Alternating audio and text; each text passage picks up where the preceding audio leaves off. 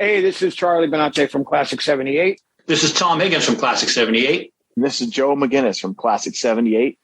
And you're listening to Tom and Zeus on Shout It Out Loudcast. Woohoo!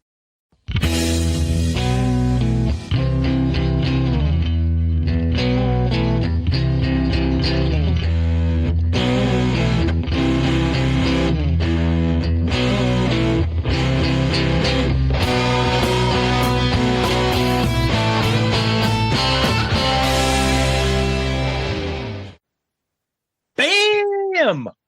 That's right, people. We're back with another episode of Dorm Damage, the show where anything and everything is on the table, and the table gets smashed. This time, we're going to talk about some of our favorite bands, but some controversy surrounding these bands, right, Zeus? What are we doing? That's right. So our buddy Eddie Trunk put up a post the other day, which he talked about the Eagles, and we're all excited because we're all going to go see the Eagles. I'm going to see Steely Dan. Steely Dan is opening for the Eagles, we know. And we're all going to go see them on their last tour. Yep. And so Eddie put up a post where he's like, I can't believe that people still believe this stuff. Yep. And we made a comment from our page, and we retweeted and made a comment of why we think this is happening. And they got a lot of feedback. So we want to just have a quick conversation about it and see where this takes us. So again, Eddie's comment was like, why would you guys believe that? Why would anybody think that these guys are really stopping? And my thing was, and I said it to him, and I believe it, is that those bands, The Who, the Eagles, Kiss, the Stones, all these guys keep coming back because there's not one fucking current rock and roll act that can supplant them. And because nobody else can do this stuff, and they're the only ones, there's a demand for them to tour. So those huge stadium tours and huge arenas and whatever will pay you big bucks to get the rock and roll crowd out. Because the current rock and roll crowd is not going to fill up those stadiums and arenas.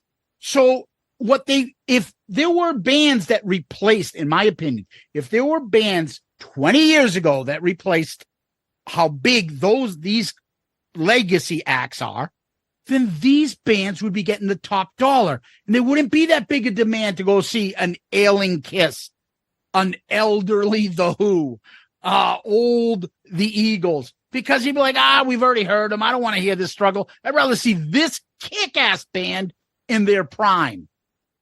But because there is no other artist like that, where are you going to go? And the only two bands, whether you're fans of these bands or not, it's an undeniable fact.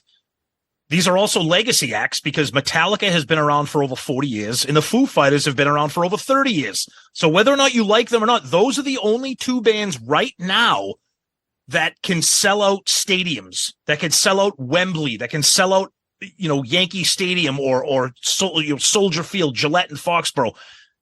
There are now, we talked about this even before we started recording about how music has changed both with the concert going experience and then the listening experience, whether it's Spotify or CDs. And it's very different because, yes, you have pop acts. You have Taylor Swift and Ed Sheeran and Post Malone and those guys selling out arenas and stadiums. The bands that are touring right now, they're pretty much the only rock acts that are selling any kind of music in terms of vinyl, CD, or getting good streaming numbers. And these are the reason we wanted to have this conversation is because not because these are our opinions. This is what's happening in the world. Me and Zeus are consumed by music, not just with the podcast, but just even when we're living our regular life. And the reason Kiss keeps coming back is because they know that we will come back. The reason the Eagles are coming back is because they know that we will come back. Yeah. And the companies that sponsor them, the Ticket Masters, the Live Nations, the artists are getting their money up front. It's not the old style where they'll have to, schlep it and see what they get. Hey, how many people are here today? They're getting their money guaranteed up front. They know what they're getting. The Eagles are not getting out of bed to do a farewell tour without knowing the gazillions of dollars they're going to make.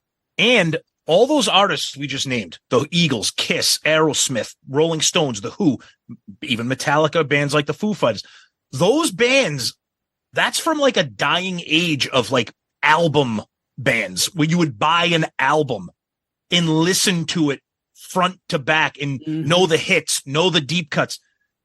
We're that generation of buying full albums. That's why we're seeing these bands, these pop acts. Yeah. Again, Taylor Swift, Ed Sheeran, guys like that. Those are the exception of the rule for that's why you see a lot of pop act festivals. More than that, you see a ton of hard rock and heavy metal festivals because these bands can't do a tour on their own. There'll be a festival and they'll do a 25, 35-minute set, which is great. And that's wonderful. And their fans love it and the band loves it. But these bands that are on these festivals, if it wasn't for these festivals, they're not touring because they can't, because they don't have a discography or people aren't buying their records in general. They get out there and they play the hits and they wave goodnight. Yeah, hence the Monsters of Rock cruise. Right. How many of those bands don't play anything other than that yearly? I bet you there's a bunch. And God bless them. I mean, this will be the rare time where we don't shit on Monsters of Rock. I mean, those bands have a place and so do their fans. Yeah. And so because in order to fill up stadiums and the nostalgia and the feeling as a fan, don't forget, we got to think about. Yep. I haven't connected to another artist like the artist that you mentioned, the Stones, Aerosmith, the Eagles, Kiss. It's nostalgia. There's no new artists. Even friggin' the Foo Fighters are a little older. They came out in the 90s. That's right. The 90s. Yep. Right? Metallica is still a relic of the 80s. Yep. So there is nothing new. And if I don't see these bands, what am I going to do in 20 years? What band am I going to go see? We talk about that all the time. I think there's nothing going to be out there in 20 years. I think what you were going to see, and look, I've been to festival, like in the 90s, Lollapalooza was awesome because it was these young upcoming alternative bands and you'd have a big one like Alice in Chains or the Smashing Pumpkins would headline. That's great. I think festivals are a ton of fun, but I think that's where you're going now. And usually these festivals, they have we're going to be 70. We ain't going to no festival. But I'm saying in general, I think that's going to be the future of touring is going to be festivals because these bands, in the rock genre, that's what I mean. First of all, they're not around for 20, 25, 30 years putting together 7, 8, 9, 10 LPs. They're not doing that. Yep. So when you have a small discography, when you don't have a huge catalog, you're not going to sell $100 tickets to play for 40 minutes. You have to be on a festival. No, another band out there that's one of ours is Pearl Jam. They're the one that can go out and sell out arenas and still consistently tour. Yep. But they're very few, far between. So a band like Alice in Chains and Stone Temple Pilots, unfortunately, they lost their main lead singers, right? And so they're still pretty good. They're still putting out albums, but they can't tour like Eddie Vedder, who's still alive in Pearl Jam. Yep. But if Lane was still around, if Scott Weiland was still around, they'd be just the same as Pearl Jam. They'd be other bands like that. Now you look at Def Leppard, Motley Crue, and Poison. They had to combine the three. That's right. If you made each one of them try to do what they did together, they're not playing at Fenway Park. They're not selling out. It's not happening. Look at the even classic rock people like Billy Joel, Elton John. People are seeing these and going out to see Elton John because he says it's his last time, because there ain't nobody better than him coming down the pike. And if I don't see him now, I'm never going to see him. So the artists that they know they're going to get the big money from Ticketmaster and Live Nation, sign me up. I can stay home or I can make another $100 million in the next couple of years touring and having fun and being spoiled. Yeah, I mean, we've kind of already touched on this, but it's the way people consume music. Like, and again, I know we might get teased like the grumpy old guys from the Muppets or whatever, but this is more factual than it is opinion here. And the way that people consume music, it's a very singles-oriented, pop-oriented community right now. Where, look, my son, he likes Metallica, he likes Kiss, he likes Def Leppard, he likes Rat, but he's a hip-hop guy, he's a pop guy, and he's into vinyl. He does buy vinyl, but he'll go and buy and add a single to his playlist. And when artists are becoming popular based on a single, how and because you have the ability to buy that single, then how are you going to then sell tickets to like an arena?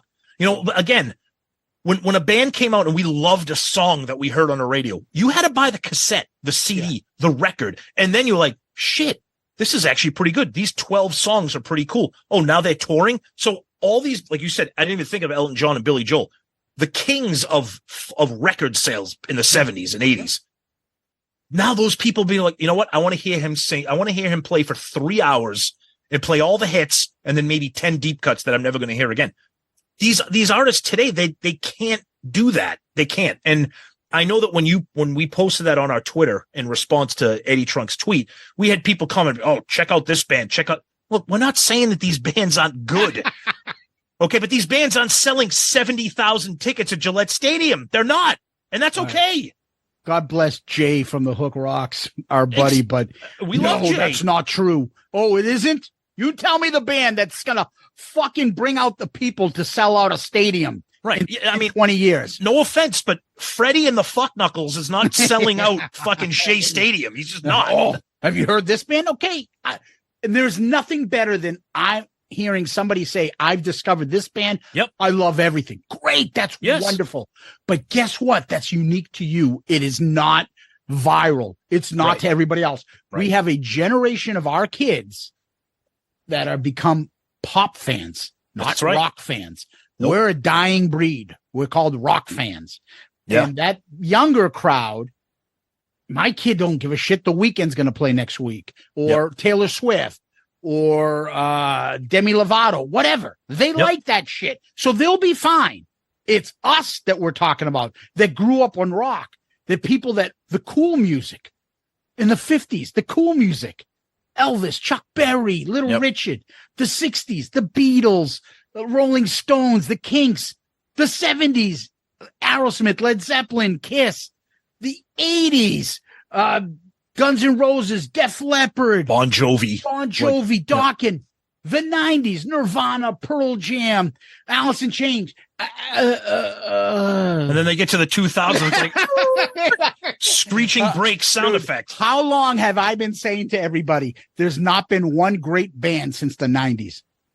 And everyone, what about the Foo Fighters? The Foo Fighters came out in the 90s. They did. So I say to you, so you heard those lists for rock fans. And then once the 90s are over, you're like, yeah. I mean, I will say this. It's because I'm a fan. And by the time this episode airs, I will have already been to the concert. But Avenged Sevenfold has been around for close to 20 years, and they're selling out sheds. They're selling out Xfinity, which holds like 20,000 people. Now, that's great. That's I don't probably know if they're selling it out, but they're probably doing well, and good for them. Okay, there's your one. Right. Now I know. The Coming to America guy. That's the one. That's the one. That's the one. Right. No, but I get that point, right? And then people will be like, they'll name some other band. Now, I like Hailstorm. Sonny put them on my radar. Yep. But Hailstorm is not going to be Guns N' Roses doing. Right. Dude, Guns N' Roses ain't put out shit in like 30 years. They're still selling out stadiums so people can hear Sweet Child of Mine. Same thing. I love Shinedown. They've been around for 20 years. They're playing sheds and they're playing with other bands to get 18,000 people, whatever. But they're never gonna sell out a and that's fine. That's fine. Right. But let's circle back a little bit to Eddie's original thing about why should we believe these bands? Why should who gives a fuck? They're back. They're still there. If I don't want to go, I won't go. If I want to go, I'll go. And why? You're right. And I love this thing about why. And again, Eddie's a friend. We have very heated disagreements with him in person and online. Who cares about believing a band? So what? Yeah. They're back and we want to go. So we should shame them into saying, all right, fine, we won't tour again. We're done. Right. Or when they announce a farewell tour and be like, didn't you do a farewell tour 20 years ago? Yeah, but we're back. Okay, I'll go. You know what I mean? The worst is Motley Crue. We're going to sign a contract that'll say that we'll never tour again. You brought up a good point, though, talking about the Def Leppard Poison, Motley Crue thing. Three of the biggest bands of the generation ever, especially our generation. They need to lean on each other to sell out those baseball stadiums. Dude, Def Leppard had Pyromania and Hysteria, 2 diamond records back to back. Yep. And they still need that. And the interesting thing about Def Leppard, they're the unique band. We talk about this a lot. They have the female audience. Yeah. And they still have to lean on other bands because they got killed in the 90s and 2000s. It also didn't help with their discography. Their music kind of tilted in a different direction. Good point. But it's true. Again, you go back to it. If they're going to tour, if there were so many other Guns N' Roses type bands that came up after them, fuck Axl and his attitude and his shit fucking stuff. They haven't released anything in 20, 30 years. I'll see that band instead. But there are none. Right. So the great acts of the 70s and 80s and early 90s, those are the only ones that are worth going out. So if they're going to go on tour and Live Nation says, hey, we'll pay you this, guaranteed, just come out. Oh, yeah, but we can't because we said that was our last tour. Do you think these bands, and again, these bands don't give a shit, especially Kiss and especially the Eagles. But if these bands came out and didn't announce that it was the final tour, if they just announced a tour, and then later on down the road, they're like, we're retired. Like, do you think they take shit because now it's become a cliche that, oh, farewell tour, last goodbye tour, whatever, end of the road tour. It's become a joke. Yeah. So if they didn't name these tours, these catchy goodbye names, do you think they'd catch any shit? Probably not. No, but I think Kiss actually is a leader in this. I do too. They called it End of the Road, and they didn't say when it was going to end. They're just like letting everybody know it's coming up. All these other acts, you don't think they're going to add? If the tours are going great, you don't think they're going to add to it? You don't think the Eagles are going to add more stuff? They just did. Within a week, they had second shows in Madison Square Garden in the Boston Garden, right?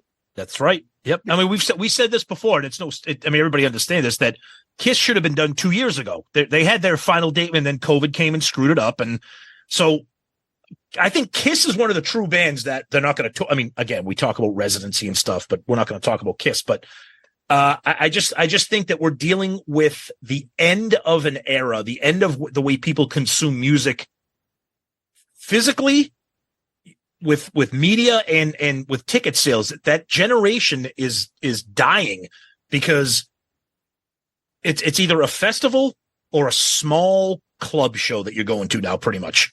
Yeah, and again, there's been no new acts that have overtaken the older acts. No, that's how it is. No, and that again goes hand in hand with the way music is consumed. In order to become a 20, 30-year career band, you have to sell albums, full-length albums for that long, and there's really nobody doing it. Yeah. All right. Well, till next time. Peace out, Girl Scout.